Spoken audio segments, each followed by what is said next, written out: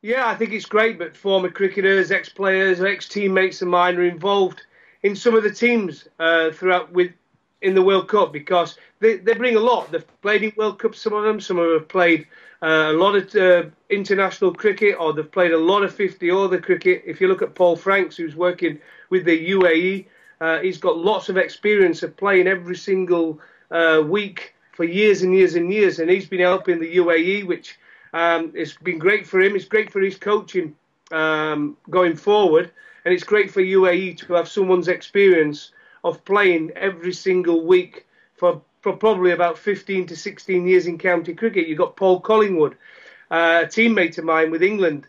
He's worked with England, he's worked with Scotland, he plays for Durham, he's captain Durham. He's obviously going to go into coaching full time probably in another 12 months.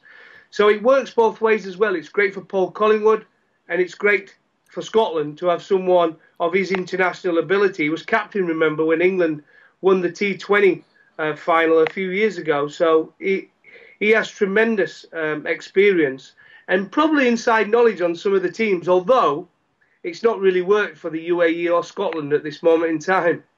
Yeah, I mean, we talk about freelance players, but they are freelance coaches. Look at Tom Moody.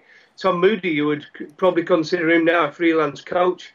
Fleming, ex-captain of New Zealand. I mean, he's just got a job in the Big Bash. He's going to be the coach of which team is it now? Is it Brisbane? Yes. He's obviously has got his work with the in the IPL with Chennai. He does a terrific job there. He's had great success. And then you look at Darren Lehmann, who worked with the Deccan Chargers. He had success with them. He's a wanted man in England. I mean, from my time playing for Yorkshire with Darren Lehmann, he was a terrific player for us. And he was very much wanted within English cricket. But he's got the job. He got the job with Brisbane in the one-day competition over there.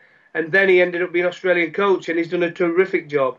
He really, really has. And there is coaches now. I mean, there's jobs all around the world. You've got the CPL, the IPL, the Big Bash. You've got jobs in England. You've got jobs in Bangladesh for their 2020 competition.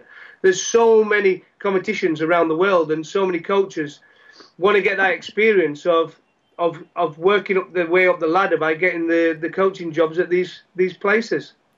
I mean, the good thing is, we all know the county game in the UK is such a big business. The coaches have probably played real well. And we've so many of them in this country who are probably looking for a bigger job at this moment in time. I think Chris Adams, who played for England, he's been an advisor to Sri Lanka.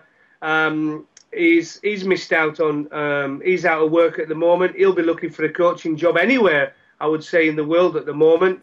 But there's so many jobs within the county game.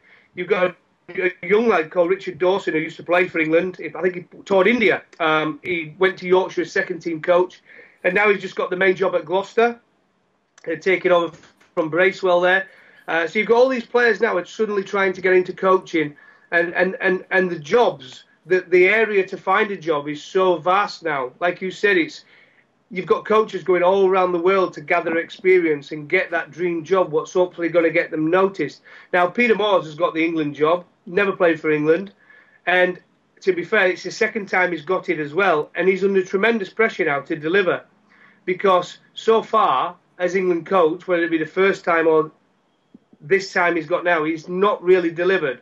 And he is a good coach. He's highly thought of in the game in this country. But he's very much what you would call a stats coach. And I think that's been noted so far. When you look at the difference between, you would say, a Darren Lehmann and a Peter Moores, there's so much difference. Darren Lehmann goes on his instincts, goes from his playing days, let the player go with what instincts he's feeling. As Peter Moores was probably thinking, I'll tell you what, let's target this after 5 overs. If we lose a wicket, let's rejig it to this target. And he's going on very much a stats type coaching regime, which I don't agree with. If I was going to be a coach, I would very much go on my feeling, looking at the wicket, what do I think a good score is. But you can't just rely on that, because it only takes a moment of brilliance from one major player within a team. Look at Brendan McCullum, the way he played against Australia in a low-scoring game. He came out, and the game was almost over in 5 or 6 overs. Johnson going for 68 off 6 overs. But then there was a collapse, a brilliant bit of bowling from Mitchell Starc, and the game changes. So you have to be able to adapt to different situations and let the players decide. The coach is there to give them support and advice and his experience from playing the game. Now, the problem is with Peter Moores, he's not had that experience in playing the game at an high level over a period of time, where Darren Lehmann has, Fleming has. You know where I'm coming from? I've got nothing but praise for Duncan Fletcher. He came into England where we needed a disciplinarian. We needed someone who was organised and someone to give us a direction, an actual good coach. We came off the back of David Lloyd. Now, David Lloyd is a terrific person and a great commentator. But as a coach, he was too up and down. When we were doing well, he was top of the world. When we weren't doing so well, he was rock bottom, and he took the players down with him. Now, Duncan came in and he very much remained on an even keel, no matter whether we were playing well or playing poorly. He was very disciplined in his approach. He got the right coaches involved with us. He worked personalities out within a team. He worked out where we needed to improve very quickly. And he watched players. I would consider him as he's a watcher as a coach. He watches someone. He watches them over a period of time.